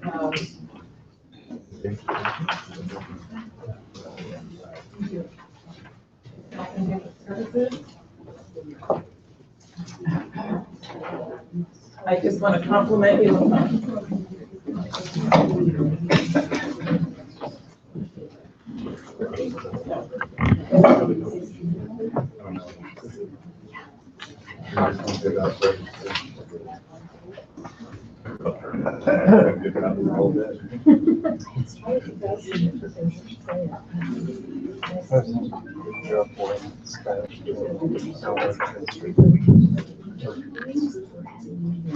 If I can get everyone's attention, board members, the meeting is continuing. Would like to call on Health and Human Services, and I want to compliment you on a very well researched and very well written resolution. Thank you, Roberta. So this resolution is in support of the Child Victims Act. It is the outcome of research that the Health and Human Services Committee has conducted on policies and legislation related to sexual violence. And we identified this bill as priority because it addresses the issue for those who are most vulnerable, which is child victims of sexual crimes. So I'm just going to go through a few of the points in the resolution. Under current New York state law, to give a little bit of background, victims of child sexual abuse have until age 21 to file a claim against an institution where abuse occurred, and age 23 to file a claim against their abuser. Criminal charges must be filed before age 23. In recent years, some states have extended or eliminated statutes of limitations for child sexual abuse, including just 8 in 2017 alone. Lawmakers and advocates have advocated for the passage of the Child Victims Act for about 13 years. It recently passed in the state assembly, but didn't even make it to the Senate floor for a vote. This act would extend the statute of limitations to the age of 50 in civil cases and 28 in criminal cases. It would also create a 1-year look-back window for victims to file a claim if the statute of limitations has expired for them. And it also provides, I think requires judicial training related to child abuse. The Child Victims Act, importantly, and here I'm quoting from the memo of the Act, which I quote heavily in the resolution, even though we didn't include it. It's a legislative acknowledgement of the unique character of sex crimes against children, which can have a multitude of effects upon victims, including being justifiably delayed and otherwise taking timely action against their abusers and those who facilitated in their abuse. Most victims of child sexual abuse do not report their abuse for a variety of reasons because of the age at which it occurred, their relationship to their attacker, and concerns about safety. In addition, as argued in the text of the Child Victims Act, certain abusers have been successful in covering up their acts against children. For those who do report sexual abuse, the average age, according to a number of studies, is 42 or older. It takes significant times for victims to recover, identify what happened, find a language to talk about it, and understand and then decide whether or not to report it in the interest of accountability and justice. The recent movement for states to extend or eliminate statute of limitations has encouraged more victims to come forward, and it also enables us to identify offenders. And this is justice for abuse that was often never addressed at all or addressed poorly. In addition to lifelong post-traumatic effects for victims, child sexual abuse has significant economic cost to society, estimated in the millions or sometimes billions. Victims and taxpayers shouldn't be responsible for those costs, but offenders and institutions that cover them should be held responsible. But one criticism of this act is that it would create really high costs for institutions. And in fact, after doing extensive research, states that have eliminated or extended statute of limitations have not been faced with an overwhelming number of claims. So in California, it's around 1,000, for example, in a state with a high population. And in some states, it's been less than 10 claims that have been filed. I think in Utah, there's been one claim that's been filed. So the Child Victims Act reflects the unique character and severe and irreparable consequences of sexual crimes against children, allows more victims the opportunity to seek justice, and as a result, takes a positive step towards protecting children from sexual abuse. So our resolution is calling on the New York State Assembly to pass it again. It passed last year, but it will pass again. And the Senate to pass the bill, and then Governor Andrew Cuomo to sign it into law, and then for elected officials at every level of government to provide the funding and attention necessary to educate New Yorkers about their rights when it becomes law, which is going to be a heavy lift because there is a look-back window, which is the most controversial part of the law, and there will be a period where we have the opportunity to educate the community. To my knowledge, this is the first board that has supported this act. It's a really positive thing to do. And as I said, it's been around for 13 years. And Linda Rosenthal sponsors the bill in the Assembly. She's a hero. Brad Hoylman sponsors it in the Senate. This is the language of the bill. And the terms have been the result of many years of research and advocacy on behalf of many people. So that's how we support it. Good. We have a question over there, Jay. Can you just briefly explain how the look-back window is proposed to work? Sure. To my understanding, and Mark knows about this too, so he might jump in, or others that know more about this than I do. My understanding is that once the bill passes, there'll be a 6-month period where people will have the opportunity to, legislators will have the opportunity to educate the public about what the terms are of that look-back window, and that it's for people for whom the statute of limitations have expired, and so that's most adults, and they will be able to file a claim. Anyone. What does 1 year look back mean? It means that during that It doesn't mean that you have 1 year from enactment to file a claim no matter. Exactly. So anyone can file a claim during that 1 year look back window, even if it has the statute of limitations have expired for 1 them. year from the enactment of the legislation. There'll be 6 months delay. And that 6 months is intended to give people the opportunity to learn and make a decision about whether or not they want to do that. And then it will open after 6 months. That's my understanding. Do you want to add anything to that, Mark? You got it exactly right. Okay. Yes. Oh, you mentioned that the one criticism was the cost, and my understanding is that statutes of limitations are not put in because of cost. They're put in because of a concern that things have gone on so long, the evidence may no longer be there. Is that addressed? Well, I mean, that's the reason for statute of limitations. Right. And that's the reason for why they're not eliminated, although some argue that they should be eliminated and some states have eliminated them. But my understanding is that in crimes that are so heinous, like murder, there's no statute of limitations. So you can argue that sexual crimes against children is also so heinous that protecting the rights of perpetrators is maybe not as important. But it is a consideration, and that's why the statute of limitations aren't eliminated, but instead it's extended to reflect the unique character of sex crimes against children and how it takes a long time for people to come forward for a variety of reasons. Yes. Great work. Seems great. One question I have is why it's only extending to 28 for criminal offenses, for criminal cases, if the average reporting age is 42.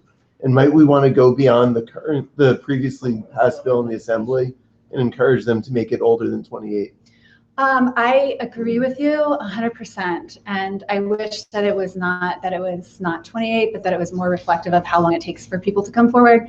Unfortunately, that's not the reality, and this is the bill that has been the result of years of work and compromise and decisions, and so this is the bill that we're working with, and it's not going to change. I have a friendly amendment saying that while we support this bill, we wish it would extend.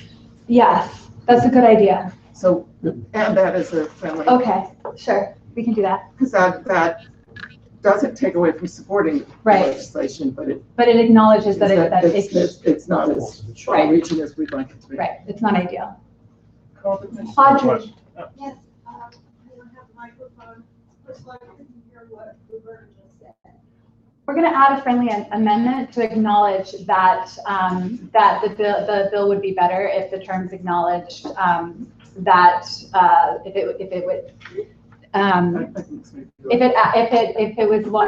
it was later than 28, to acknowledge that it usually takes people longer to come forward. So we'll acknowledge that we wish that it was better, that it's not ideal, but we accept the terms as they are. In that vein, I would personally feel more comfortable if the age of 35 applied for both civil and criminal liability, because I feel that it gives people enough time to But people address don't do it to the all the 42. horrible issues, guilt, denial. 42, thank you for saying that and for sharing that. 42 is the average age. I also saw estimates of as old as 52. So I think it's appropriate to either, from my perspective, and I'm not an expert, it's appropriate to either eliminate the statute of limitations or extend them for as long as possible. I think this is a great piece. I think I fully 100% support this law as it stands and respect whatever work has been done to arrive at this point. And so I wouldn't take any initiative to change it because I don't know the work that has gone into that and what led to those decisions. And so I support it as it is. I also acknowledge that it's not ideal. And so we can acknowledge that ideally it would be later, but that we support the bill as it is I think is the right thing to do. Consider that. Yes. So we'll call the question? Call All the those in question. favor? 1, 2, 3, 4, 5, 6, 7, 8, 9, 10, 11, 12, 13, 14, 15, 16, 17, 18, 19, 20, 21, 22, 23, 24, 25, 26, 27, 28, 29, 30. 31. Did you vote? Oh. I didn't vote. 32.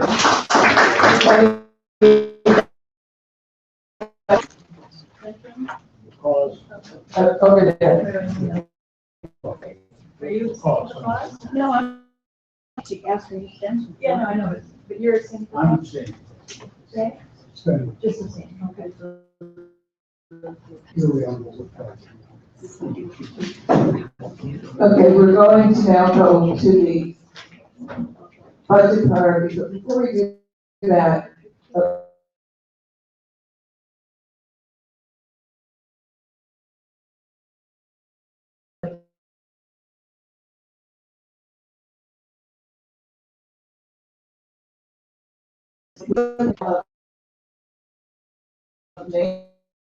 sheet, so we put the voting sheet in the voting sheet pile, the name tag in the name tag pile.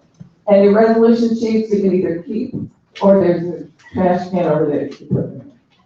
Thank you. Okay, so we're now going to do.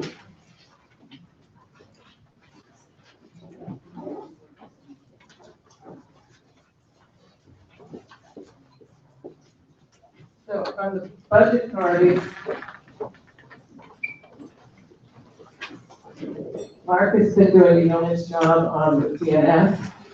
We had a meeting this month of steering, at which time we had a very lengthy discussion of our capital priorities for 2020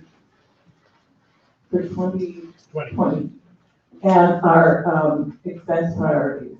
The committees discussed this at great length. You will have two copies in front of you. One is capital, one is expense priorities. We encourage people who attended the steering committee meeting, which is discussed. So I'm going to ask if there are any questions regarding these. Thank you. On number 9 in the capital project, this is, of course, a very significant project and very important, since I understand that the Parks Department, I was at a briefing in which they said that the monument is falling apart. But I just wondered, since when we had the briefing at the Parks Department, a point was made that the likelihood of obtaining all the funds, I'm not sure if 30 million is the correct figure, if they even said more, that the likelihood was low.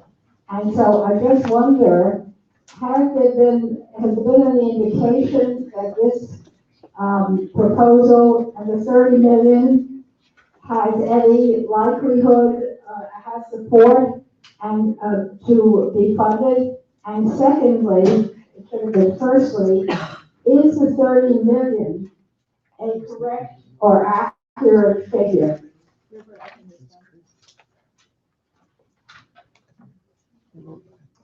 Well, you know, and I think you're referring to this, the OMB, in a very unusual move, funded a very, very thorough and rather expensive physical study and cost projection. As it was presented to us, and that was at least a year ago, but as I recall, the cost projection was based upon going several years out in terms of bidding the project, something like 2021 or something like that. So as far as we know, the 30 million is still good, and is assuming that. For the entire project? For the entire project. There are really two pieces of it. One is the monument itself, and the other is the plaza, which is actually a slightly bigger piece of the 30 million. When we discussed this at the steering committee, and Ken and I urged them, we were glad that we got it in the top 10, and this goes to the other part of your question. We've been in, not frequent, but from time to time contact with, as you may know, the Riverside Park Conservancy now has separated out the role of their chairman, I think it's called the president, which is now Dan Garodnick, former council person, who is very big in fundraising, and we are focusing on the rotunda. So we wanted to give this a relatively high rank within our top 10 in order to be that, have something that for private fundraising could wave around to various potential sources and say, look, it's very, very important to Community Board 7. One of the, we have not been optimistic that there would be public funding in the amount of $30 million. This, we have been astonished to discover a sum that we can't name and don't even exactly know, but way much more than this, of entirely New York City money that's been allocated to completely redo the rotunda. So I would say it is not completely outside the realm of possibility that this will be New York City money. More of a comment, and this is my note, we're not going to steering on expense budget item number 5, New York 4, and just wearing my advocate hat for a second. The city already funded a new program for sport housing, so I'm obviously very much in favor, but I don't want to ask the city of something they've already done, because it would be redundant, so I think we should strike the item. It's number 5. Sorry, number 5. Yeah. That's the one you're referring to. Yeah. Number 5 on expense. There's a city program called NYC 1515, which is providing 15,000 units for housing, so I think. We got this from the committee, so. Okay. So if the committee is now reconsidering its request for us to prioritize it, may I come? Thanks. So there was a fairly spirited discussion at steering, and one of the things that we were trying to accomplish both in the expense and in the capital budget priority expressions was hitting upon the themes that we were trying to highlight as being responsive to the needs of our community in a sort of global sense. You'll see, for example, that the number 1 capital priority this year has to do with NYCHA because there's so many unmet needs there. The discussion around what became number 5 on your list was driven by the request of the committee that we consider this, coupled with a desire to be responsive to the needs globally in our district of supporting those who are homeless. And this was the most obvious way in which we could pull out the materials available to us to do that. So if there is a different priority that relates to that, so my understanding of the spirit of the meeting and the vote that we accomplished was to prioritize, to make sure that we put in the top 10 some acknowledgement of the needs of homeless people who happen to be in our district. If there is a different initiative that falls within that spirit that we would instead substitute, that might be in keeping with the spirit of the vote of the meeting without doing, as you say, asking for something we've already got. So if you have something you could. Okay. And as we understand, this is being deleted. Well, Not yet. Not yet? We've simply identified the problem. Now we have to figure out how to solve it. We'll figure it out. I have two things, one minor, one less minor. One from using planning and terminology, street state is one word, so for the Department of Transportation, I think we might want to correct that. The other thing is, many of you have heard me before, I'm an advocate for replacing the playground at 100th Street and between 100th Street and 103rd. You have on the Capitol the, the Department of Arts Frederick Douglass Playground, West 100th Street to 102nd Street, but that is only to replace the synthetic turf, which is the turf I'm sure that's needed, that's between 101st and 102nd. It's used by Westside Soccer League and by the school and others, but the playground between 100th Street and 101st, I don't know if it's part of the Douglass housing. It's a very different clientele than Happy Warrior or Dinosaur or the other playgrounds. I've taken my kids to all the playgrounds. My kids played there when they were young 20 years ago. It's a new pool, but it's in desperate need of renovation. It's across from the library. The seats are not orientated for people to communicate with each other or to watch their kids in the pool. There's a lot of asphalt that is poorly laid out. It doesn't have equipment. And so some of the sites here are being asked to be renovated when they were renovated 15 years ago, where this playground really hasn't. It gets a lot of use in the summertime, when, especially on weekends, when a lot of other families in the Upper West Side are away for the weekend. It often has kids who are not supervised by the parents, so it doesn't have a big advocacy group for it. And I really think it would be worthy for the community board to take on this playground and try to get it up to par with the rest of the playgrounds in the Upper West Side.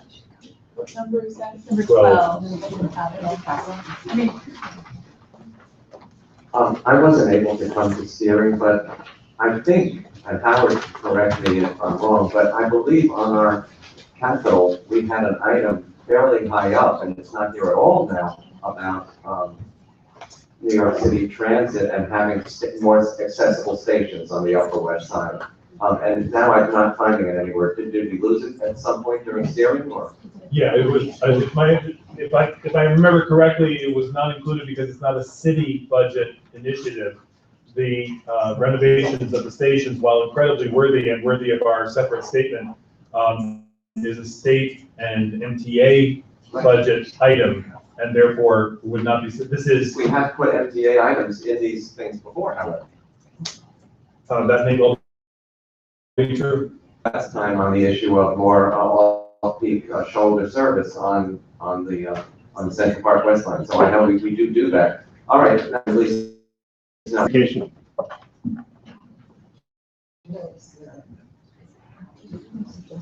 Just a quick question. I just want to applaud everybody for the hard work. First question is these in order of priority? Yes. So my question is, item number 2, which is a capital improvements on the kayak dock, which I would agree is important. How do we have that ahead of so many other things that even have the word safety and quality of life issues that are beyond recreation? The answer is that there was an interesting discussion at steering between those things that were at the heart of our core values and those things that were worthy and doable. And maybe Clara can help me here. The number at 1.2 million is actually partially already funded, if I'm remembering this correctly. And so it was a very easy lift to accomplish something that was incredibly doable in the midst of, say, of trying to balance that with items that were perhaps dearer to our hearts, but more a possibility. But this is important because when we talked about it at steering, you said we would probably be able to take it off. Can we take it off? Not probably, we said we hoped, and Yeah. we checked with Steve Simon at Parks a few days ago, and he has no news for us yet. We still hope. I would just say optically, we were talking about the votes on the ballots to a community board, and one of the reasons so many people said that they voted in support of term limits was because they feel that many community board members do not represent or reflect the needs of a community board or of a district. And if these are in fact in order of priority, whether something is a high lift or a low lift or something that's important, I mean, I think the kayak dock is important, but the fact that it can be number 2 and you can put things to do with streetscape safety improvements or handicap accessible schools, it's somewhat mind-boggling that it would be number 2 on a list, and I think it only feeds the belief that, what are we doing? Yeah, I mean, I'll echo that. The reason why I supported putting it 2 at the steering committee meeting was like, we thought that putting it 2 would signal it was so important that then we would get the funding before we even voted for this tonight. So I would be in support of moving it down in priority. I just wanted to say about the prototype playground, that was also a big conversation we had, was the importance of renovating those playgrounds further off that haven't always been renovated. So I totally agree with you. I don't know enough about it to know if that's even an option, but I totally agree with you. I had a question for the homeless services issue, the first question you raised. Yeah. Is there anything that you guys are looking at with the, you know, the home, gosh, I don't know what it's called, but up on like 94th that's moving now to, you know what I'm Freedom talking about? House? Freedom House, yeah. I think that's an upcoming meeting topic, but if I were to offer a substitution in place of number 5, it would be increased funding for services for existing shelters and supportive housing. Yeah.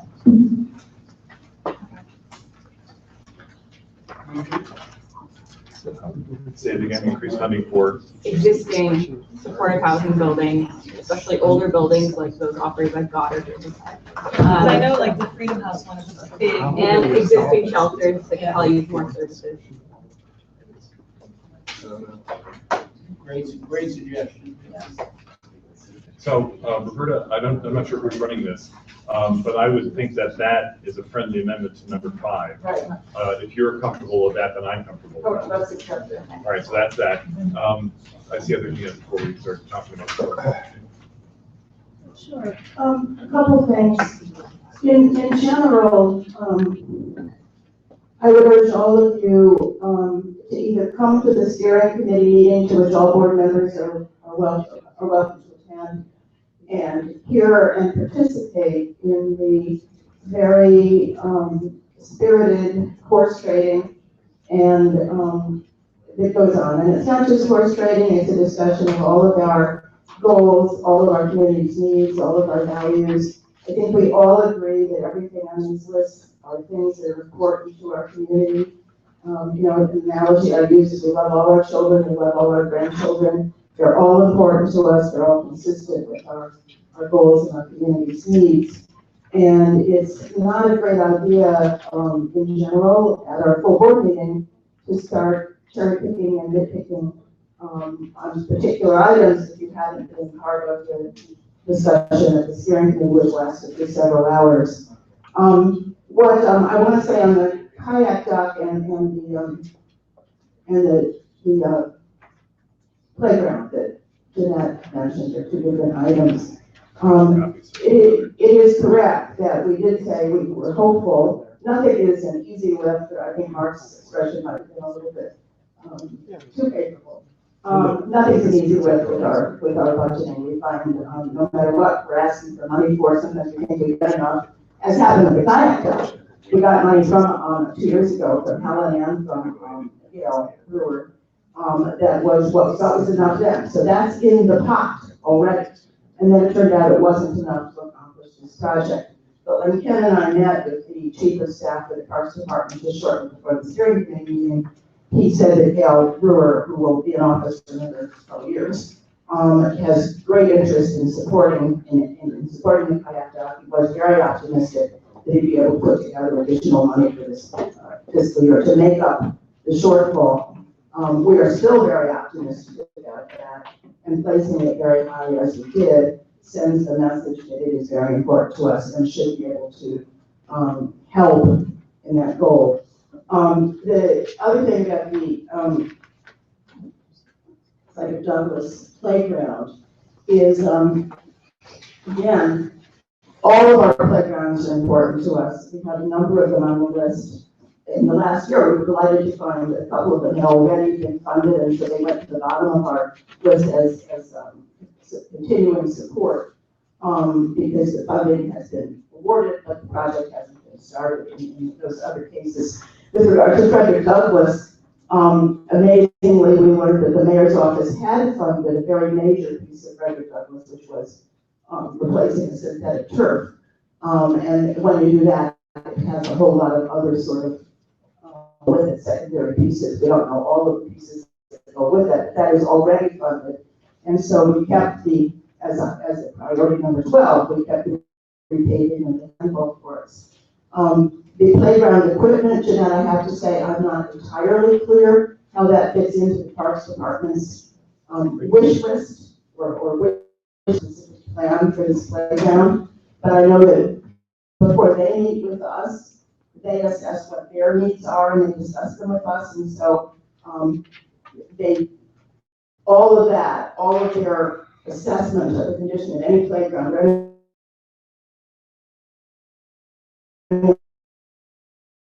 is our language. So Frederick Douglass is, that's why we argued to keep it, not at the bottom of our list, but, we didn't make, Ken and I would have had all of our playgrounds in the top 10, we couldn't do that with the steering committee, because we have so many other goals.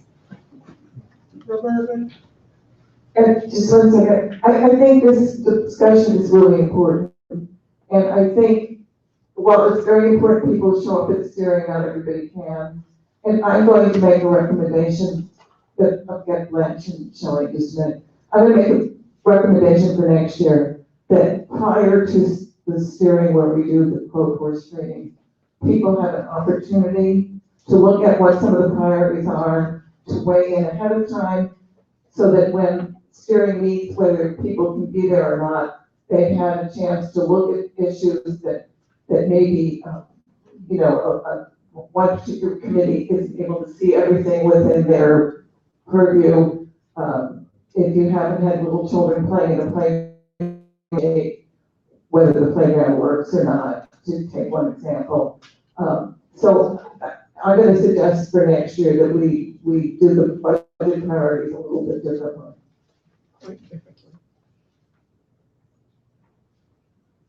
Thank you. I just would like to make a couple of comments, and the comments coming from the two gentlemen here, I don't consider nitpicking. I think there were thoughtful comments made about kayaking, and I think being characterized as nitpicking is unfortunate. Number one. Number two, the playground that you're referring to, it's a playground that I happen to pass through very often. It's right opposite the library, in front of the library and beside the precinct. And if you use that walkway to get from Amsterdam to wherever, the difference between the playground, which is, I believe, Douglas, and the one that you're referring to, is really a tale of two cities, completely different cities. I walked through there a couple of weeks ago when the weather was still warm, and looked at the swimming pool, and it was nauseating. It was algae. I don't think anybody could possibly use it.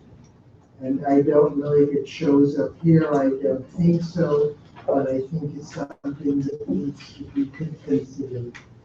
I don't know what we can do, considering the time that was spent on the budget and the comments that are being made here that I think need to be taken seriously, whether it's from now or some other time. But I think we need to get more input from certainly our board about budgeting priorities and not just horse trades. Basically. Okay? Flagstaff pool is not normally that color during the summer, but it's still not well maintained. They don't take the water out for the winter, so it gets that nasty color. No. Mark, you want to make your suggestion first? Well, I think there was another comment first. Let's get all the comments we can. First, I want to applaud Roberta's suggestion of a different process in the future. I think that these priorities serve three purposes. One, to reflect our values. And in that way, we have to be cognizant of what may be useful in achieving something and how these reflect what we stand for. And I think what we stand for should come first. There is also what these are used for. These should be used for, and hopefully are used for, and have been used for our committees and for our chair, and for us as a community board to advocate with elected officials and everybody else for these priorities. It's just not a document to be put on the website. So what is here is very important, because when people look and see number 1, and it means something, and number 5 means something, and number 30 means something. And lastly, I think that we are at a crossroads now where what we put in writing as resolutions, what we put in writing as budgets, are more meaningful. And more meaningful because there is a divide in our community, okay? It's always been there, and it's not every individual. But there's an uptown and downtown. And depending on who is at a meeting and which elected officials are more greater advocates, that one area may get priority over another area. We have to be cognizant of that. And when we don't know what something looks like, maybe we have to look at it. Maybe there needs to be some visitation when we're talking about coming up with 25 ideas that people give us some time to visit it, to see what it looks like. So we're more informed.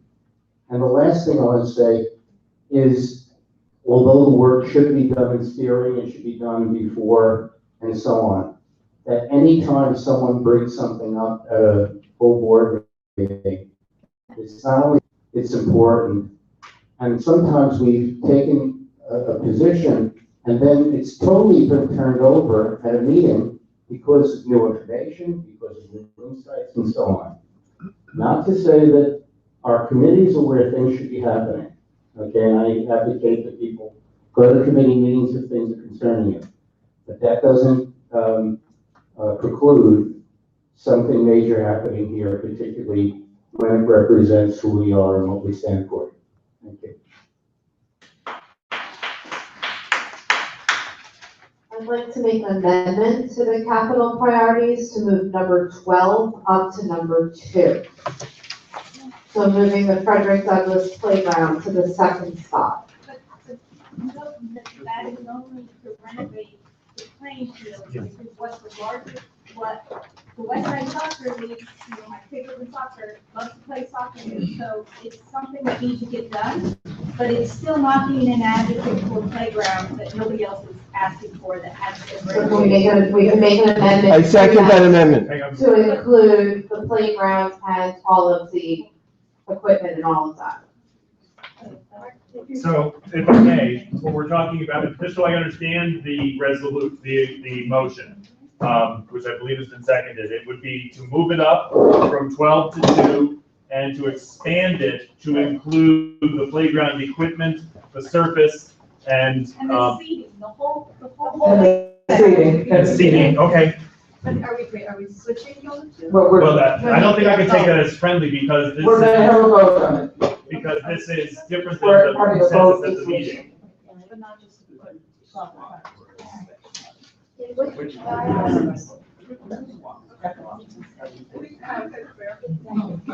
The motion is to move 12 to 2 and expand it as you previously described, and I personally agree with that. What are you doing with the famous kayak landing? Moving it to 12. I want to know that it's an even split. I didn't, because I didn't know we make it 21. Okay, and I won't take more time now because I know that we need to vote, but I would like to make a little statement that I'm pulling together several important points that were made after the vote. I don't want to delay a vote if we're ready. Do you have to change the amount? Yes, that's what I was. We'll find the numbers. I disagree in, I'm against this amendment. As stated, I wouldn't mind, pushing 2 down all the way to 12, will I remove everything up by 1. I wouldn't put 12 on number 2 position, because we spent quite a little time on these priorities, and we agreed in the particular order, and to just jump back another way up requires a totally different discussion. I agree.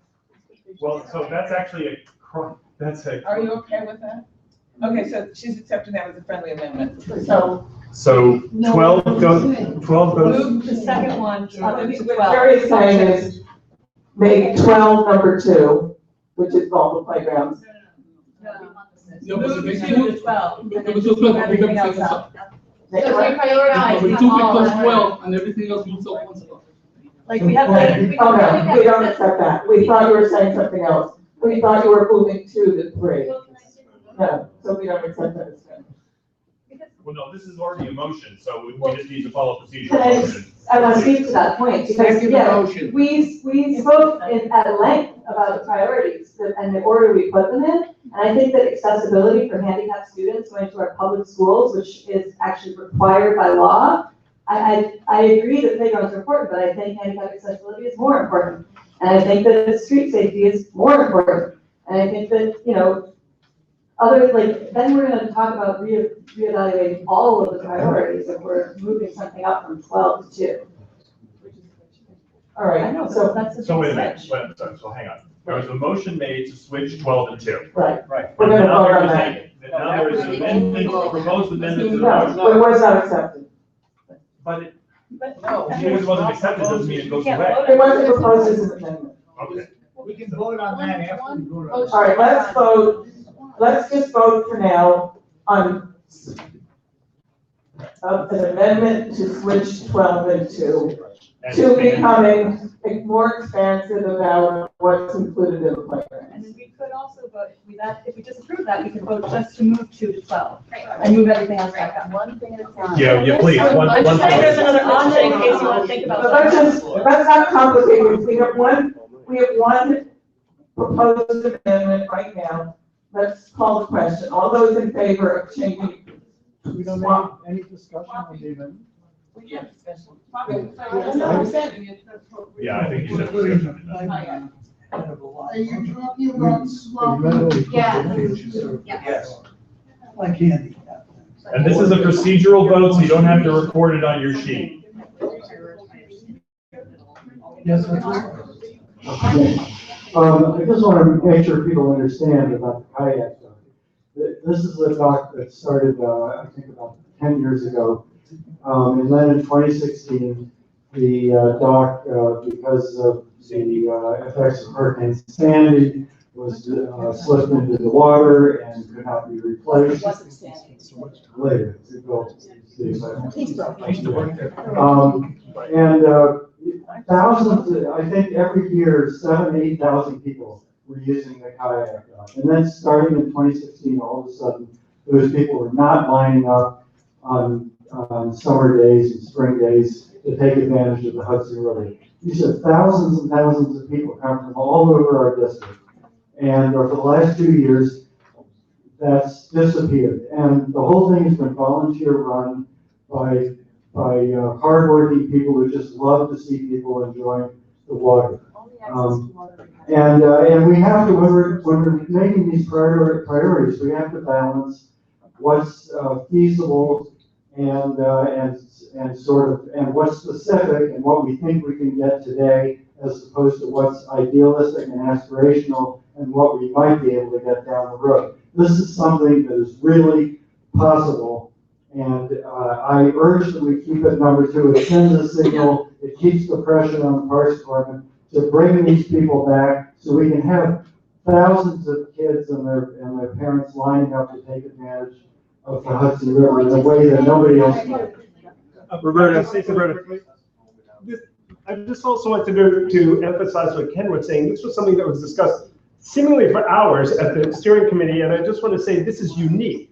There are many playgrounds, and unfortunately some are not as good as others. But this access to the Hudson River was unique, and it was known throughout the city. There are people who came from other parts of the world to take advantage of this. Thousands of people had access to the Hudson River, and it was a unique amenity. I just want to add that we're going to vote. There is a kayak dock about 8 or 10 blocks further south. It's quite large and gets access to water. For brevity's sake, we're going to call the amendment. All those in favor? Wait. Instead of the amendment where you're both expanding the scope of the project and moving it up, can we split those two? Because I think they're 2 different things. I definitely think we're very important community boards that we should be advocates for the community who isn't here. But I think, I respect the fact that you guys sort of went through this all at the steering committee. That said, I have raised this several times before, that this playground has not been improved, while many others have, and now we're even asking for some of those to be renovated for a second time. So I think expanding the scope of the project is the first thing we should vote on, and then you can vote on priorities after. We have an amendment, and I think, Roberta, would you repeat the amendment, please? I just want to say something very quickly. We can change the scope just like putting it down. That's agreed. That doesn't have to be voted on. I think the kayak is going to be funded anyway. There are advocates for it all over the place. If there are thousands of people that are going to push for it, elected officials, it's going to be there. But this doesn't get attention. This needs attention, needs to be up front. Roberta? We're now going to call the question. Roberta, can I say something? All those in favor of the. Roberta. All those in favor of. But everyone's going to have 25 more hands up. Vote, and then go. Let's take a vote. All those in favor of. Roberta, I seconded it, and I want to make a quick comment. We have to be at midnight, which. That gives us 70 minutes. I seconded it, and I agree with Amy that number 12 is an important thing. I seconded it moving up. I didn't realize it was a swap when I seconded this. And this gets to a real slippery slope of, are we going to reevaluate every item? And So we I thought it was moving 12 to 2, 2 to 3, 3 to 4. And we can do it that way. That's fine with us. So we're now not.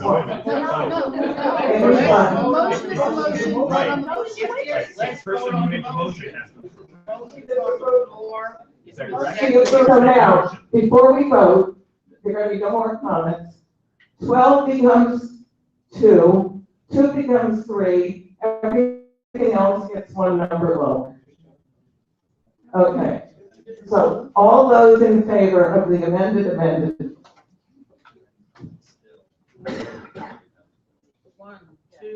you can't vote. I know. Yeah, moving 12, and then everything moves down 1, instead of doing a swap. All right, it fails. Procedurally, you're supposed to vote on the motion first. Let's vote on the. What was the original motion? The original motion was swapping. But the person who made the motion amended it. After it was seconded, I'm sorry. Procedurally, that's. Okay, so we're now voting on swapping 12 and 2. Does the fact that the second was. No. Just let's vote and get it over with. I second. All right, we're swapping 12 and 2. All those in favor of swapping 12 and 2? 5, 6, 7, 8, 9, 10, 11, 12, 13, 14, 15, 16, 17, 18. All those opposed?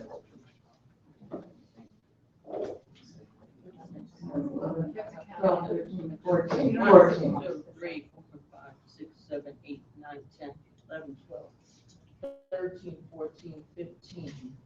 All those abstaining? It carries. To an expanding 12, right? Yes. Thank you. Okay. Any further discussion? Andrew, do you want to make a motion on yours? What part of mine, Mark? The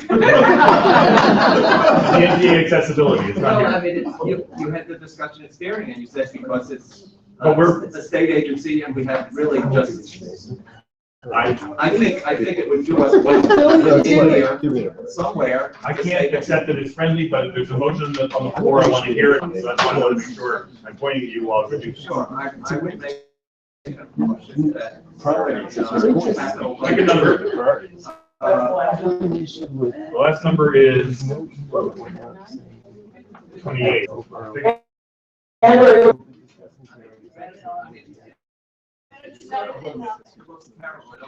So pick a number. Pick a number. I would say 12 or 13. No, it can't be 12. It can't be 12. We just. Lucky 13. All right, so the motion is there a second? Do you even know what we're talking about? Yeah. Andrew, once you very, very quickly, one sentence, say what your motion is.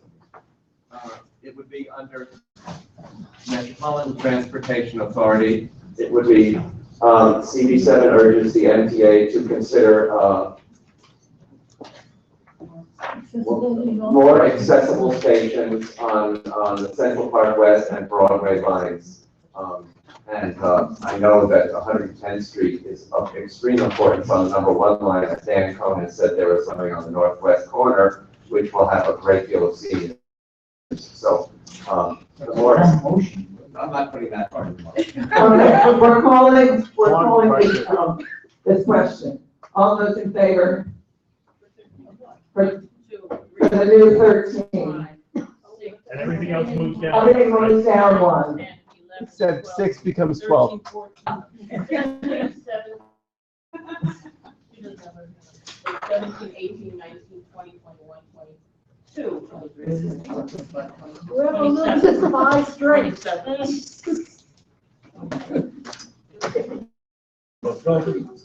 Duly opposed. Minutes have to have. Any opposed? Anyone abstaining? Two. 3 opposed. 3 opposed. 1 abstention, any abstention, 1 abstention. 3 no's, 1 abstention. Okay, so are we now ready to vote overall? Yes. Overall on the capital? Yes. I'm going to call the question. Yes. Okay, so go ahead. This is the one you record in your sheet. No. So all those in favor? I'm sorry. For capital budget as amended. 1, 2, 3, 4, 5, 6, 7, 8, 9, 10, 11, 12, 13, 14, 15, 16, 17, 19, 20, 21, 22, 23, 24, 25, 26, 27, 28. Okay. Any opposed? 2, 3. 3 opposed. Anyone abstaining? 1. Anyone not voting for cause? All right, we're moving right along to the expense budget. So I had one friendly amendment. I'll take it, thanks. We've accepted one friendly amendment because we're now on expense, excuse me. Number 5 on expense appears to be an error that was carried over from a previous year. We are therefore increased funding for existing supportive housing and homeless shelters in our district.